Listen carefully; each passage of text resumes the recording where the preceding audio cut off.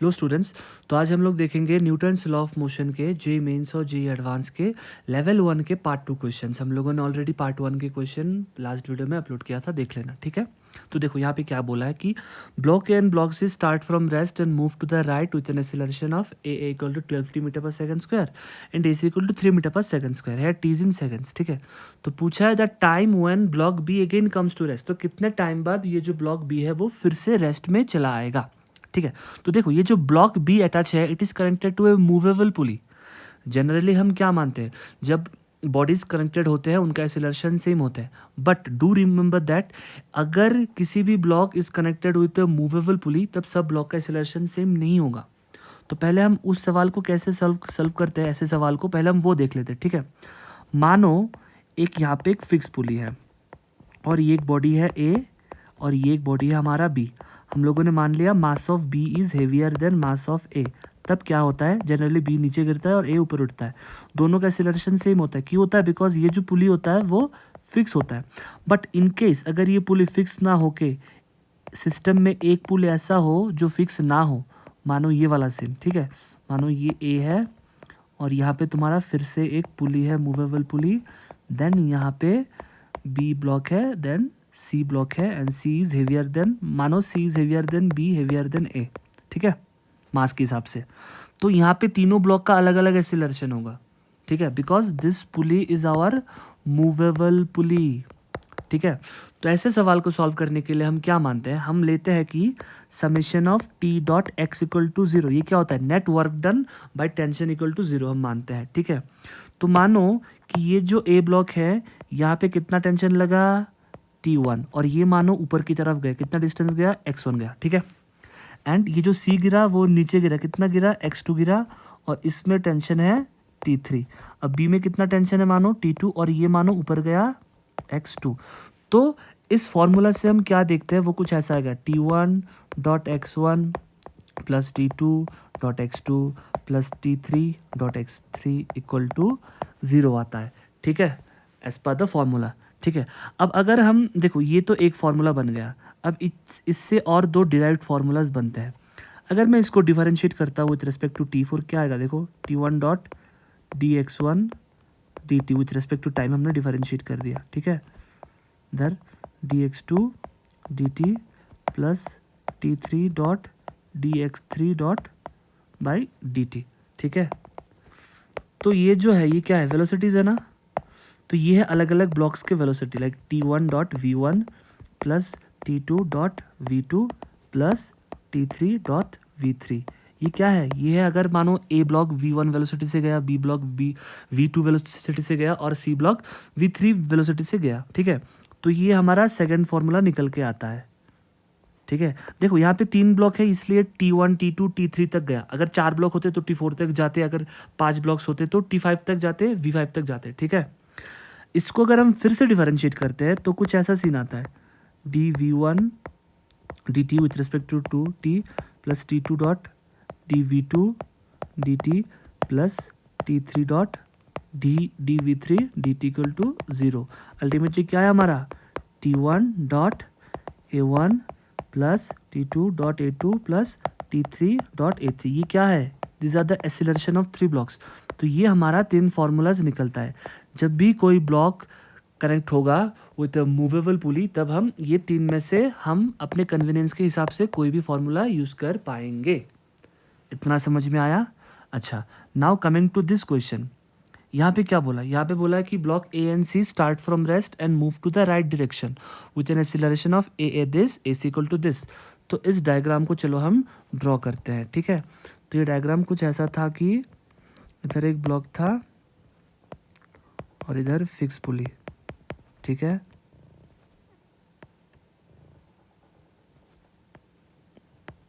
इधर भी एक फिक्स पुली था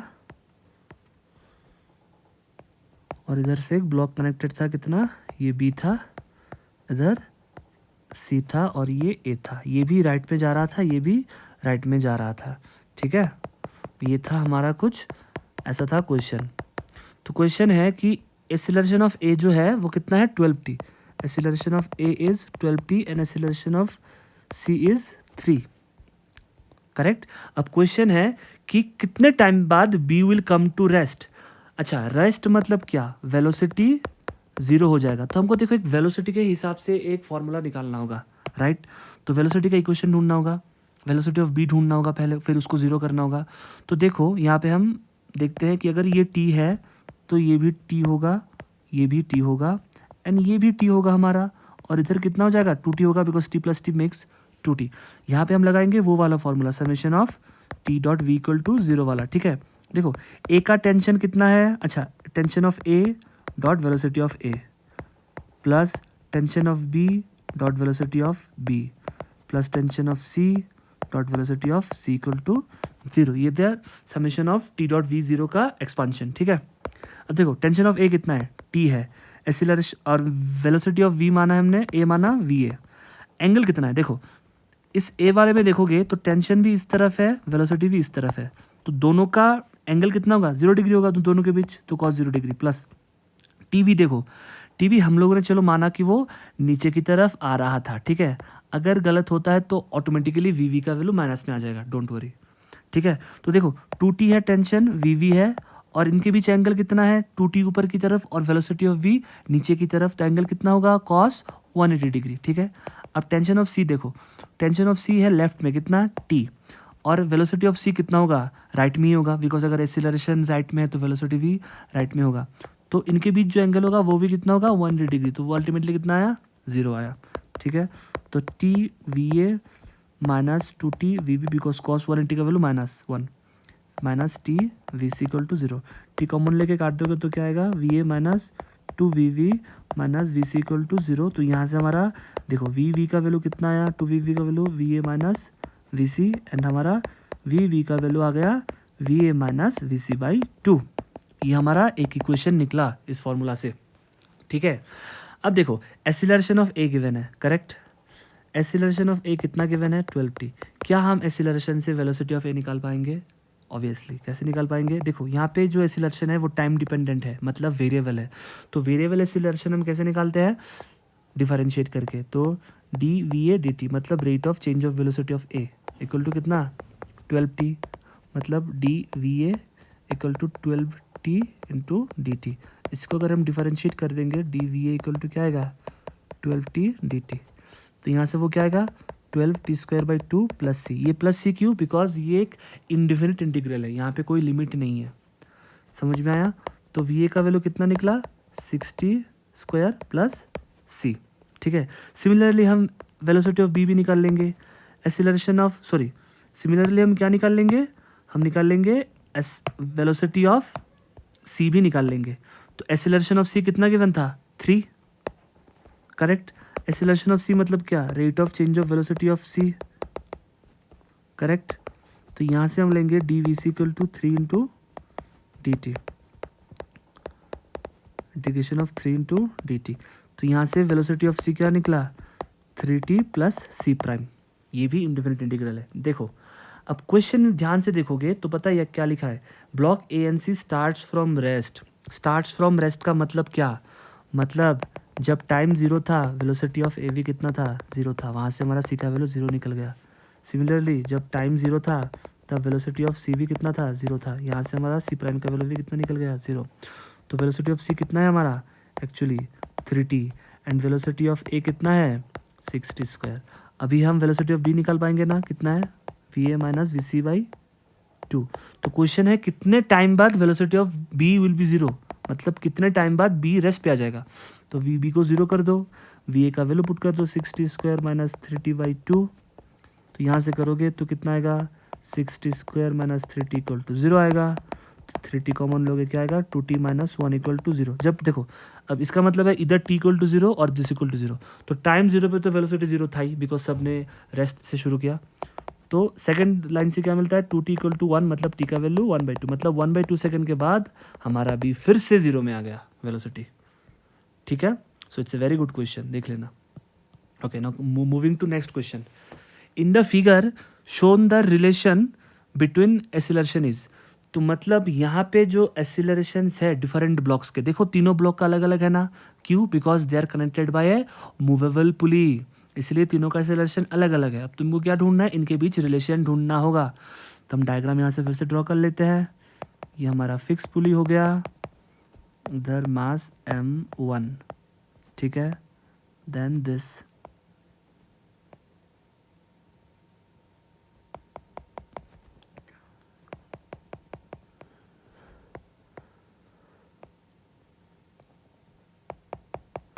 देखो यहाँ पे कितना गिवन है m2, यहाँ पे गिवन है m1 is moving right with an acceleration of a1, m2 is moving left with an acceleration of a2।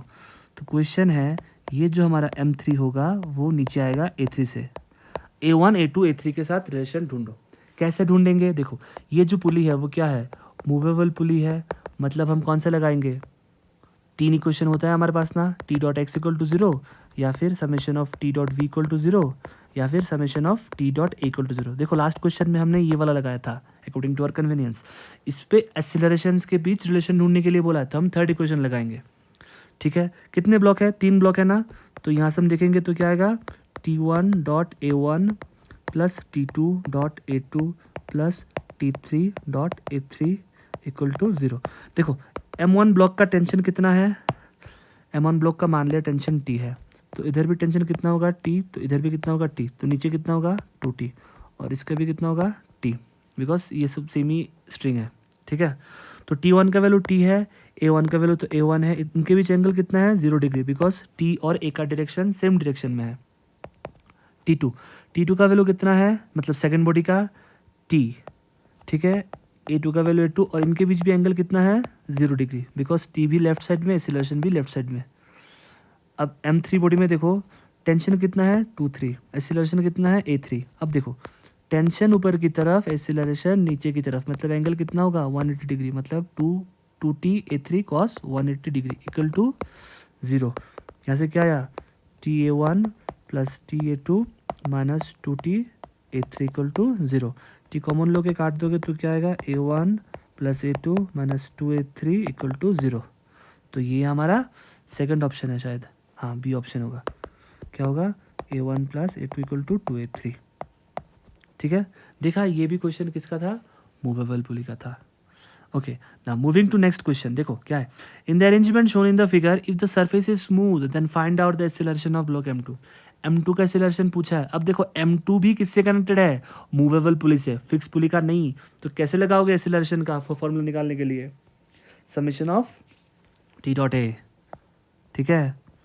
तो ये मानो हमारा फिक्स पुली हो गया, and this is of mass what M1, ठीक है। फिर इधर से ये गिरा, गिर के इधर एक पुली बना, फिर डायरेक्ट अटैच हो गया ना। तो यहाँ पे M2 क्वेश्चन है, M2 का एक्सीलरेशन निकालो, ठीक है। देखो ये कैसा पुली है, मूवेबल पुली, मतलब दोनों बॉडी का अलग अलग एक्सीलरेशन होगा, ठीक है। तो मैंने मान लिया इसका एक्सीलरेशन कितना है A1, और ये नीचे आएगा इसका एक्सीलरेशन ऑफ A2 है, मैंने बस मान लिया। तो हमको क्या पता है, summation of T dot A equal to 0, ठीक है। यहाँ पे अगर टेंशन T है तो M2 में टेंशन कितना होगा 2T, बिकॉज इधर भी T होगा, इधर भी T होगा, ठीक है। तो देखो M1 का T1 dot A1 plus second body का T2 डॉट A2, दो बॉडी है इसलिए T2 तक ही हम लोगों ने कर लिया, अगर 5 बॉडी होता तो 5 तक जाते। देखो M1 का टेंशन कितना है T, एक्सीलरेशन A1, एंगल कितना है 0 डिग्री, बिकॉज टेंशन भी इस तरफ, एक्सीलरेशन भी इस तरफ, करेक्ट। अब T2 का वैल्यू कितना है 2T, A2 का value A2 into cos 180 degree, क्यों 180 डिग्री, बिकॉज 2T ऊपर की तरफ है, एक्सीलरेशन नीचे की तरफ है, ओके। तो TA1 minus 2T A2 equal to 0। यहाँ से हमारा A1 का वैल्यू कितना निकल गया 2A2, बट यहाँ पे तो A1 का कुछ वैल्यू नहीं है, तो how can you find the value of acceleration of 2, हमको FBD यूज़ करना होगा, ठीक है। तो FBD यूज़ करने के लिए देखो M1 में कितना कितना है टेंशन फोर्स, एक ही है टेंशन, इसके लिए वो इस तरफ जा रहा है, मतलब net force equal to mass into acceleration. अब M2 का देखो, M2 में ऊपर की तरफ 2T, नीचे कितना होगा M2G ग्रेविटेशनल फोर्स, इसलिए वो अल्टीमेटली किस तरफ आ रहा है, नीचे आ रहा है, मतलब M2G minus 2T equal to mass into acceleration. अब T2 का वैल्यू पुट करो, M2G minus 2 into M1A equal to M2A2, ठीक है। अच्छा ऊपर वाला जो टेंशन था वो A1 होगा, ठीक है, मतलब सॉरी एक्सीलरेशन जो था फर्स्ट बॉडी का, तो ये क्या होगा M1 A1, तो M2G माइनस 2M1 A1 का वैल्यू कितना है, देखो यहाँ से क्या मिला 2A2 मिला था ना, 2A2 इक्वल टू M2A2, तो अल्टीमेटली कितना हुआ M2G minus 4M1A2 equal to M2A2। अब इसको राइट में लेंगे तो A2 कॉमन लेंगे, 4M1 plus M2 equal to M2G, तो एक्सीलरेशन ऑफ सेकंड बॉडी कितना है M2G by 4M1 plus M2। Done. Okay, now next question देखो, A man goes up in an uniformly accelerating lift. He returns downward with the lift accelerating at the same rate. मतलब एक man है, वो एक lift में जा रहा है, पहले वो ऊपर जा रहा था, फिर वही मैन नीचे आ रहा था, सेम एक्सीलरेशन से मूव करने वाला, सेम लिफ्ट से, ठीक है। अब क्वेश्चन है, जब जा रहा था और आ रहा था तब दोनों का वेट अलग अलग होंगे, ठीक है। तो ratio of apparent weights in 2 cases, ठीक है, वो कितना है 2:1। Then acceleration of the lift ढूंढो। देखो इस सवाल को करने के लिए थोड़ा हम स्यूडो फोर्स का कॉन्सेप्ट समझ लेते हैं, ठीक है। So let's understand the concept of pseudo force. Pseudo force का कॉन्सेप्ट देखो मैं शॉर्ट में बताता हूँ। मानो ये एक लिफ्ट है, ठीक है, यहाँ पे इस स्ट्रिंग से एक आदमी झूला हुआ है, इसका नाम है ए, फिर नीचे ग्राउंड में एक इंसान है, वो कौन है बी, ठीक है। तो बी जब देखेगा, और ये लिफ्ट ऊपर जा रहा था ए से, ठीक है, तो जब बी देखेगा, देखो जब ऑब्जर्वर बी होगा तब इसका जो मतलब एफ बी डी होगा वो क्या होगा उस मैन ए का। फॉर बी अगर तुम ए का एफ बी डी देखोगे तो ऊपर की तरफ टेंशन होगा और नीचे इसका एम जी होगा, मानो उसका मास एम है। तो फॉर बी ये जो इक्वेशन बनेगा वो क्या बनेगा, T equal to M G बनेगा, करेक्ट, क्योंकि वो तो इसको रेस्ट में ही देख रहा है ना, क्योंकि बी भी तो ए के साथ ऊपर जा रहा था। अब उसी वाले केस को देखो, अगर अब मानो यहाँ पे रास्ते पे एक इंसान है सी, जो इन दोनों को देख रहा है, ठीक है, तो ये जो दोनों को देखेगा, अब अगर सी के लिए तुम एफ बी डी बनाओगे, मतलब जब सी देखेगा ए को, तब ए का एफ बी डी क्या होगा, ऊपर की तरफ टी, नीचे उसका मास इनटू जी। बट सी देखेगा कि ए ऊपर जा रहा है उतने एक्सीलरेशन ऑफ ए, ठीक है, तो सी के लिए जो ए बॉडी का एफ बी डी होगा वो बनेगा T minus M G equal to mass into acceleration. अब देखो ये तो दोनों ही एक का फोर्सेस है, अब दोनों तो सेम नहीं है, मतलब कोई एक गलत है कोई एक सही है। अब दोनों तो एक साथ सही नहीं हो पाएगा ना, बिकॉज दोनों क्या है, दोनों तो एक का ही एफ बी डी है, दोनों किसका एफ बी डी है, एक का ही एफ बी डी है।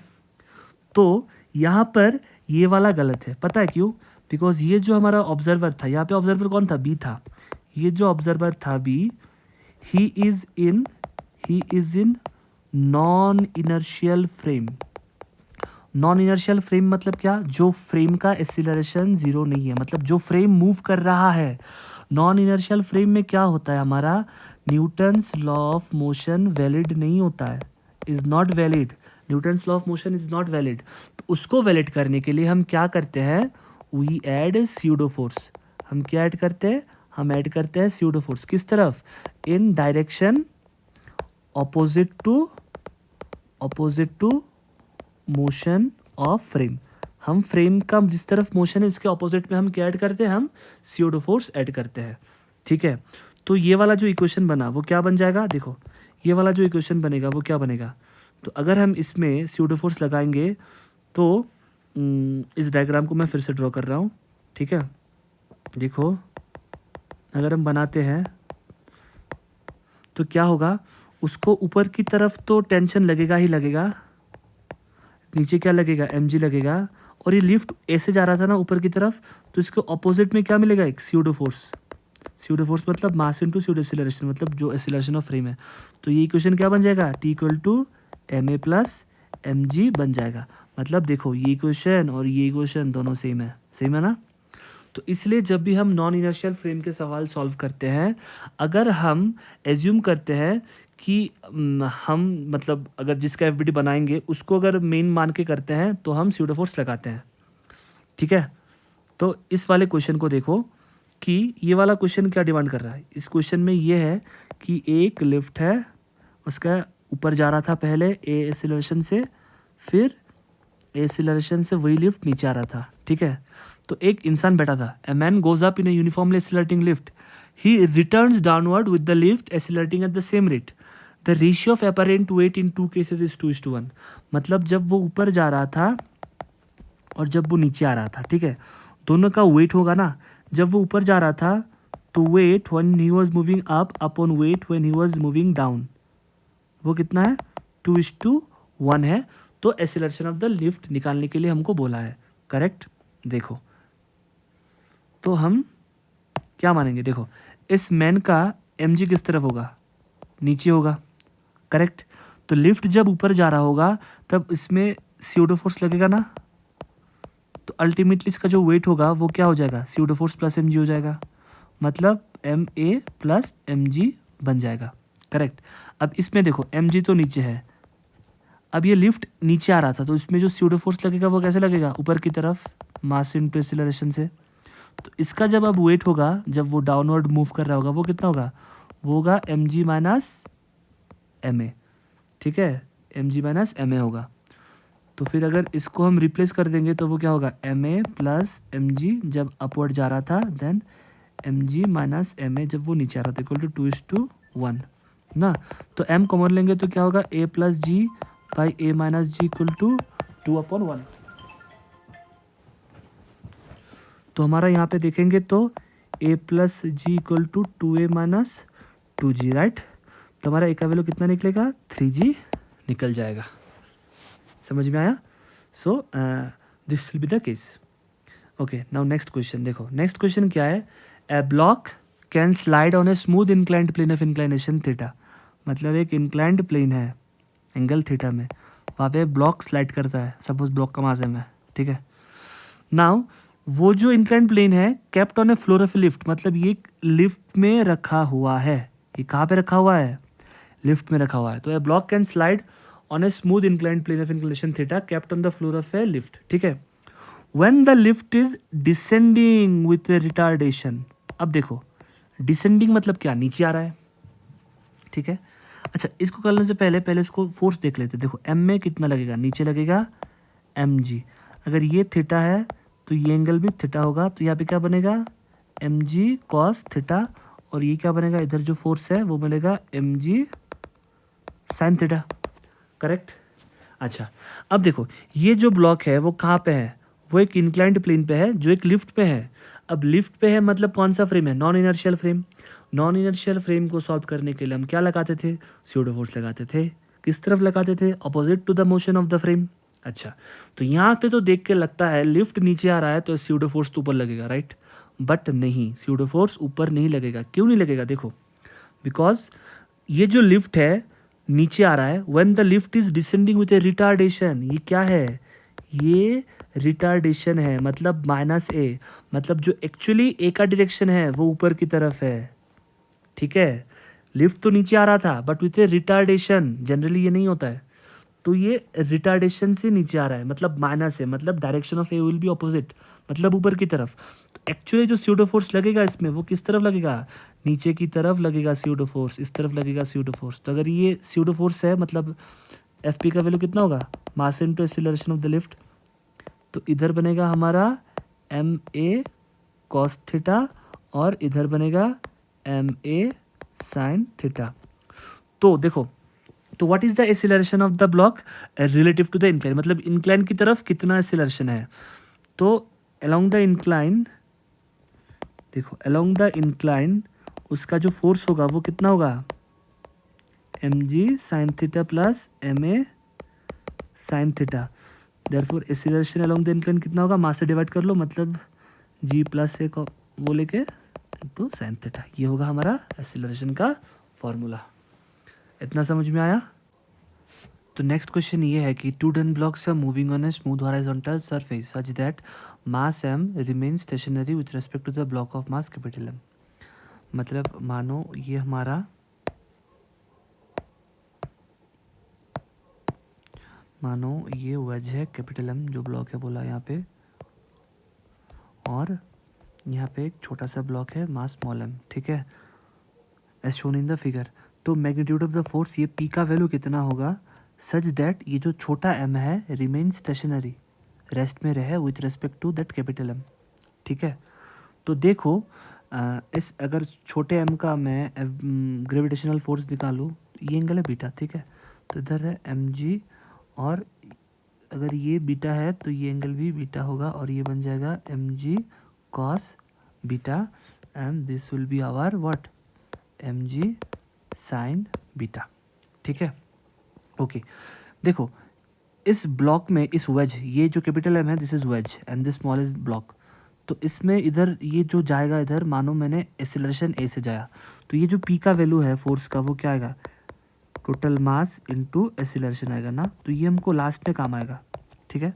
अच्छा अब देखो ये जो छोटा m है, अगर इसको रेस्ट में रहना है तो कुछ फोर्सेस को इक्वेट बैलेंस करना होगा, तो ये रेस्ट में रहेगा।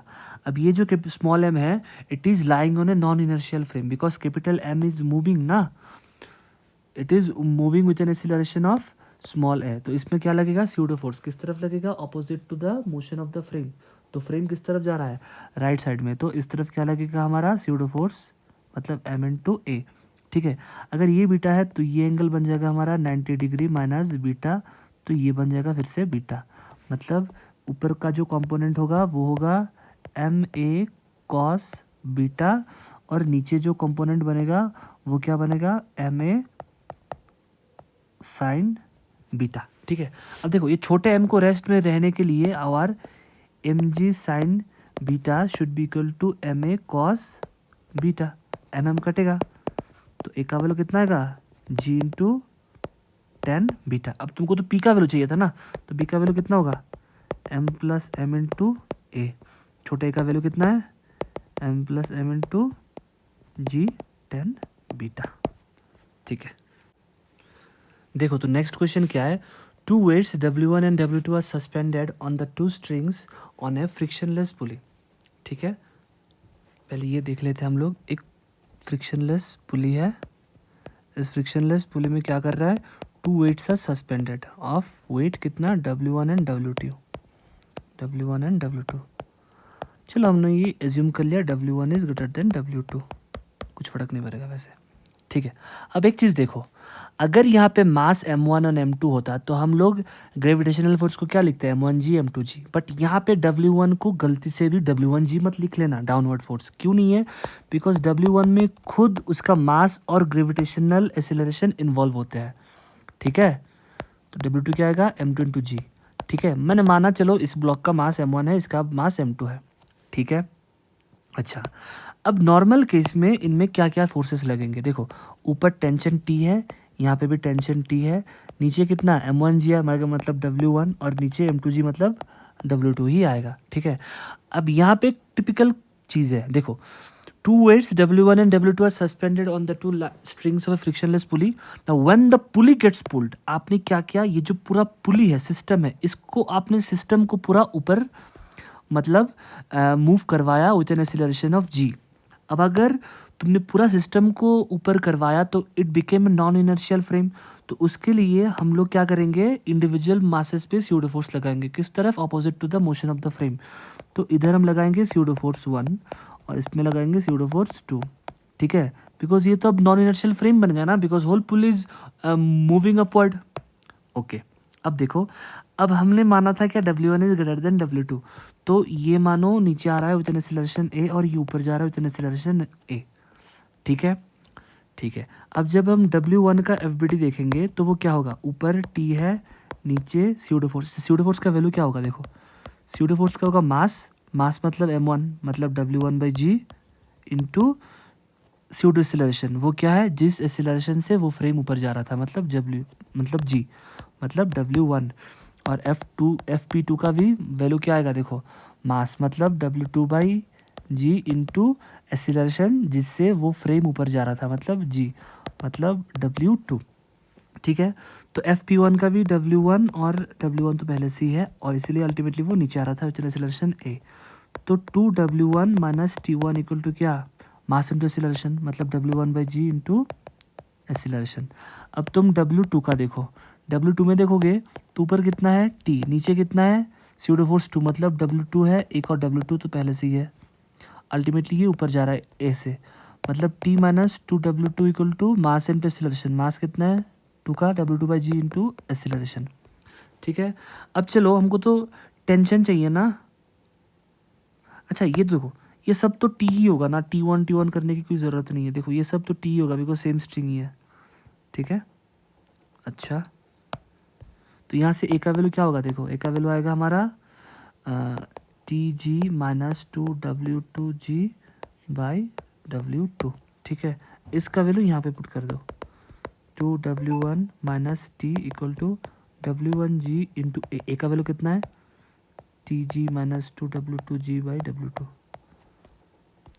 तो क्या आएगा 2W1 minus T equal to G common लोग यहाँ से तो वो कट जाएगा, मतलब W1T minus 2W1 W2 by W2। अब मल्टीप्लाई कर दोगे तो 2W1 W2 minus TW2 equal to W1T minus 2W1 W2।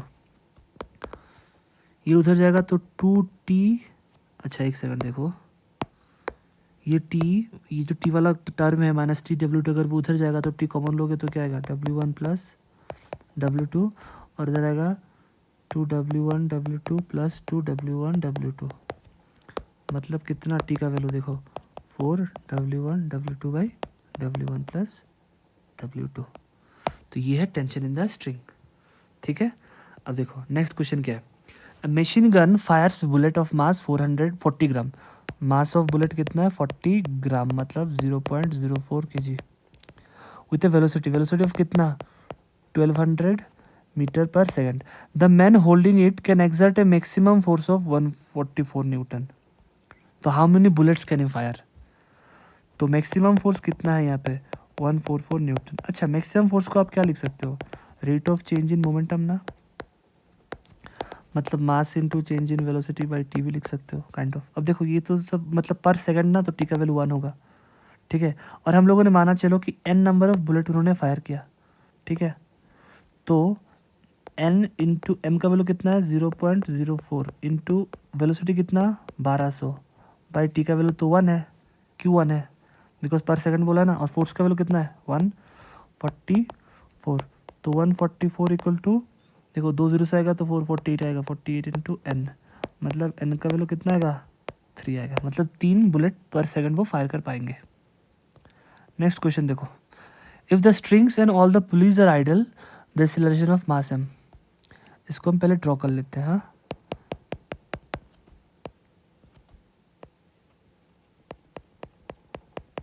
देखो यहाँ से मास m अटैच्ड है।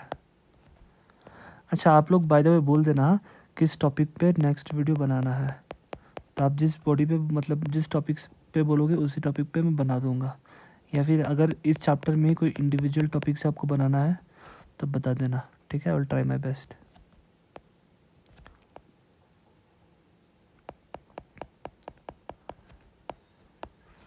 एक चीज़ देखो यहाँ पे, ये जो क्वेश्चन है if all the strings and the pulleys are ideal the acceleration of mass M, M का एक्सीलरेशन कितना होगा। ठीक है, देखो ध्यान से देखना, ये जो स्ट्रिंग है उस पर टेंशन लगे माना टी, यही स्ट्रिंग जाके घूम के इधर आ रहा है, मतलब ये भी कितना हुआ टी, ये भी घूम के इधर जा रहा है, मतलब इसका भी कितना हुआ टी, ये भी घूम के इधर आ रहा है, मतलब इसका कितना हुआ टी। अब यही तो स्ट्रिंग इधर से घूम के इधर जा रहा है ना, मतलब इधर भी कितना होगा टी। मतलब अगर तुम इस पुली के लिए देखोगे तो ऊपर है 2t नीचे है t, मतलब 2t इक्वल टू टी, मतलब t का वैल्यू 0 है।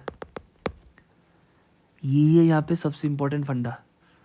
ठीक है, बिकॉज यहाँ पे सेम स्ट्रिंग ही इधर से जाके घूम के इधर आया है, तो अगर इसका भी टी ही होगा, इसका 2t मत होगा, मतलब मत कर देना 2t। ठीक है, तो टी का वैल्यू कितना आ गया 0। एम का एफ बी टी देखोगे तो ऊपर कितना है टी, नीचे है एम जी, तो एक्सीलरेशन कितना होगा, मैंने माना नीचे आ रहा है उतना एक्सीलरेशन ए, टी का तो वैल्यू 0 है, मतलब M G minus T equal to mass into acceleration, मतलब एक का वैल्यू जी, जी से वो नीचे आ रहा था। ठीक है, ये थोड़ा लाइक ट्रिकी क्वेश्चन था।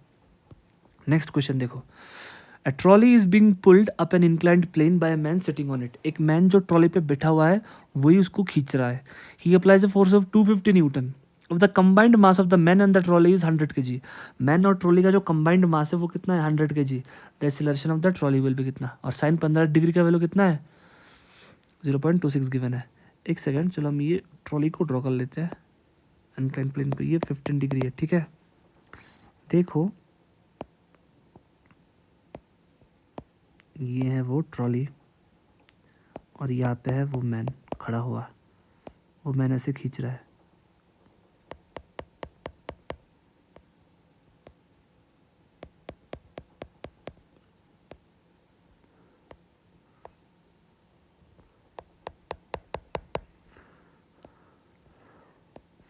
ठीक है, तो ये जो मैन खींच रहा है, ठीक है, कितना गिवन है, साइन 15 डिग्री का जो वैल्यू है वो कितना गिवन है, 0.26 गिवन है।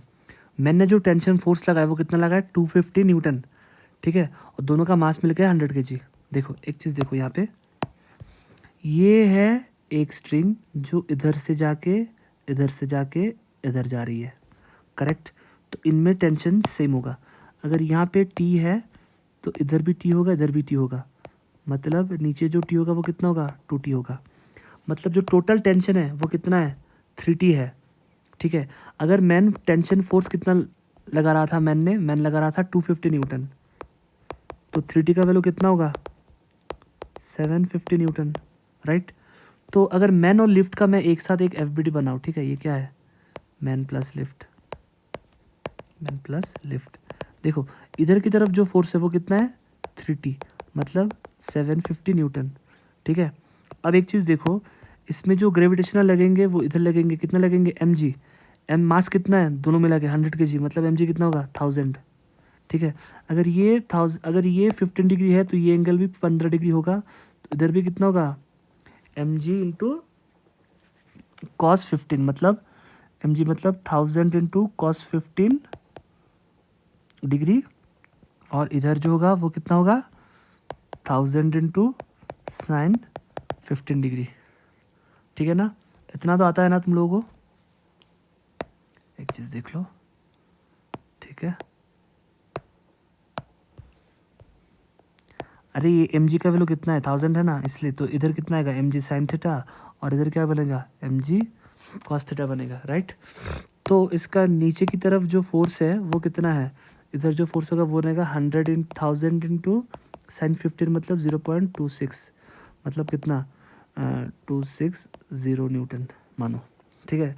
तो नीचे है 260 और ऊपर की तरफ है 750, तो कितना एक्सीलरेशन से ये ट्रॉली ऊपर जाएगा, तो माना मैंने इधर ही एक्सीलरेशन है, तो वो क्या आएगा, F net equal to mass into acceleration, mass कितना है 100 इंटू एक्सीलरेशन, एफ नेट क्या आएगा 750 minus 260 equal to 100 into A, right. तो इधर आएगा 6490 इंटू 100 ए, तो एक्सीलरेशन कितना आएगा 4.9 मीटर पर सेकेंड स्क्वायर, ठीक है। So thanks for watching. तो नेक्स्ट हम लेवल 2 के जी एडवांस और जी मेंस के क्वेश्चंस लेके आएंगे from the module of Kotas, अच्छे institutes like Career Point Allen का, ठीक है। Bye, take care.